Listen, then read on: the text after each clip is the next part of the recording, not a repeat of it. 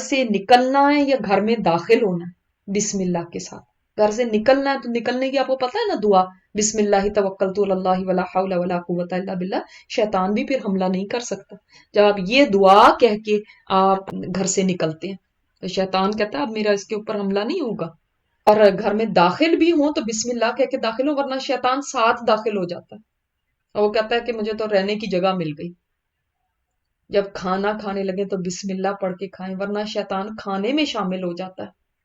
جب اگر انسان کو کھاتے وقت شروع کرتے وقت نہیں یاد رہا بسم اللہ کہنا تو پھر بسم اللہ اولہ و آخرہ یہ درمیان میں بھی کہہ سکتے ہیں. وضو کرتے وقت جب انسان وضو کرے تو بسم اللہ کے بغیر وضو نہ شروع کرے، یہ بھی حدیث میں آتا ہے.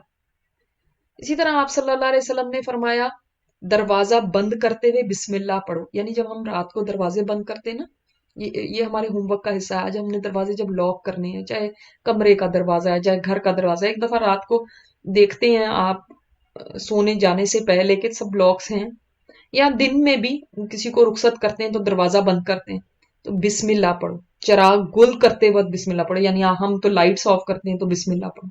برتن ڈھانکتے وقت بسم اللہ پڑھو. اسی طرح مشق کا منہ بند کرتے وقت، یعنی مشق ہوتی تھی نا اس وقت لیدر بیگز ہوتے تھے تو ان کا منہ بند کر دیتے تھے تو بسم اللہ پڑھو. یعنی جیسے آپ پانی کی بوتل ہے اس کو بند کر رہے ہیں، دودھ کی بوتل ہے اس کو بند کر رہے ہیں. کہ ابراہیم علیہ السلام بھڑکتی ہوئی آگ میں ہیں اور سکون سے بیٹھے ہوئے، اور بادشاہ اپنے بڑے بڑے محلوں کے اندر اور آسائشوں کے اندر ہوتے ہیں اور بے سکون ہوتے ہیں. تو اس کا مطلب سکون یہاں سے آپ کہیں چیزوں سے لے نہیں سکتے، کہیں سے خرید نہیں سکتے، کوئی آپ کو لا کے نہیں دے سکتا، وہ صرف اللہ تعالیٰ ہی دے سکتا ہے.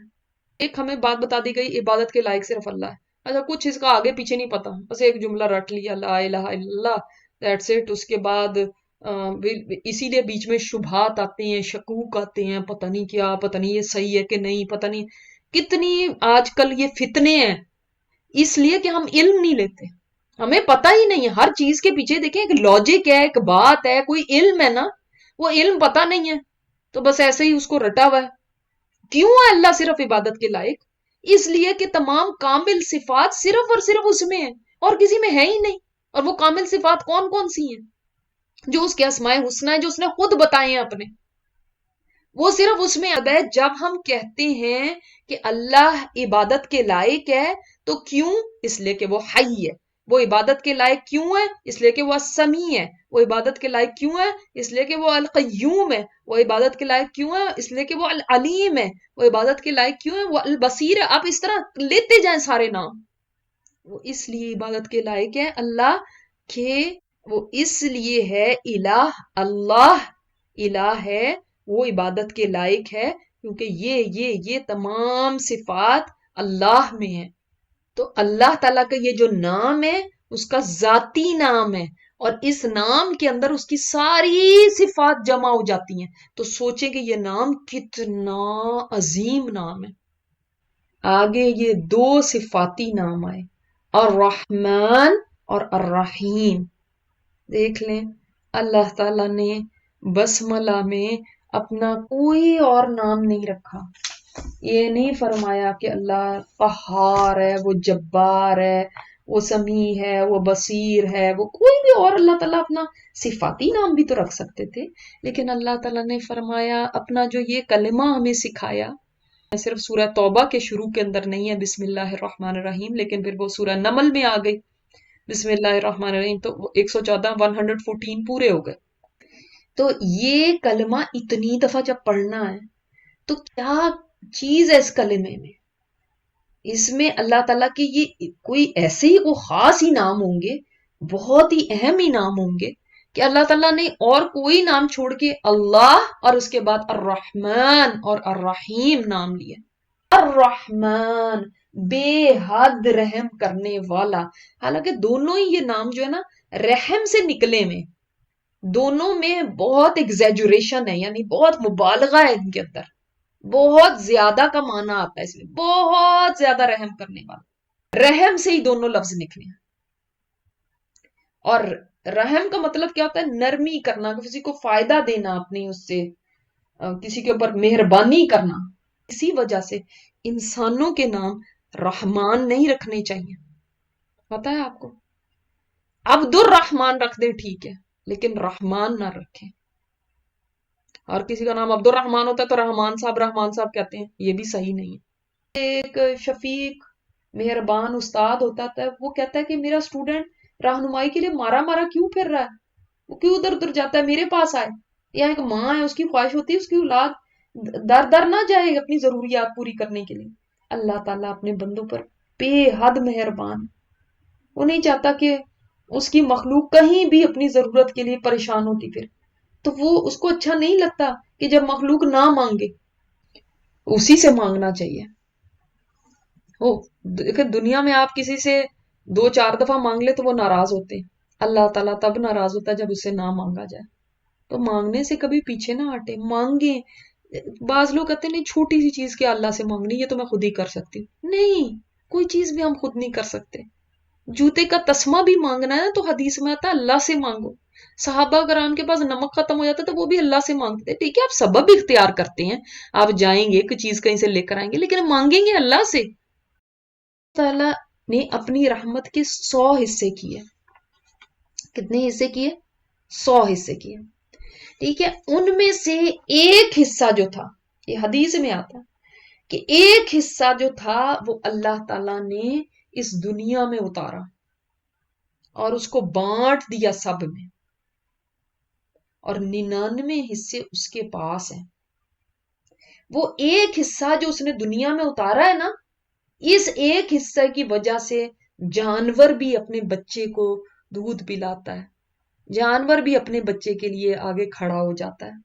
ماں باپ اولاد سے محبت کرتے ہیں، شوہر بیوی میں جو محبت ہے، بہن بھائیوں میں جو محبت ہے، رشتہ داروں میں جو محبت ہے، پڑوسیوں میں، دوستوں میں، یہ جو آپس کی محبت کے جتنے بھی تعلقات آپ دیکھتے ہیں نا، یہ اس ایک رحمت کا نتیجہ ہے جو بٹی ہوئی ہے، تقسیم ہوئی بھی جب سے آدم علیہ السلام پیدا ہوئے اور اس وقت سے بھی پہلے سے جتنے بھی جنات تھے یا فرشتے ہیں یا اور قیامت تک جس نے بھی آنا ہے، سب کو یہ ایک رحمت ملی ہوئی ہے جس کی وجہ سے کوئی کسی کا خیال کرتا ہے، کوئی کسی کو پوچھ لیتا ہے، کوئی کسی سے محبت کرتا ہے، کوئی کسی سے ہمدردی کرتا ہے.